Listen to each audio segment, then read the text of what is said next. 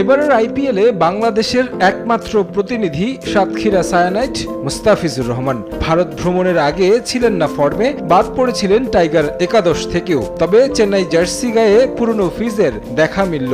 Mastermind Mahendra Singh Dhoni আর bowling coach Dwayne ব্রাভোর অধীনে যেন পরশ পাথর হয়ে ওঠেন বাঁহাতি পেসার। এবারের আইপিএলে দলীয় সর্বোচ্চ রানের রেকর্ড গড়েছে ফিজের পুরনো দল সানরাইজার্স হায়দ্রাবাদ। তা আবার নিজেরাই ভেঙে নতুন রেকর্ড করেন। খুনে মানসিকতার দলটার বিপক্ষে অসহায় ছিলেন বোলাররা। তবে মুস্তাফিজের চেন্নাই সুপার কিংস বোলাররা একেবারে পাত্তা দেয়নি ট্রাভিস হেড আর হেনরি ক্লাসেনদের।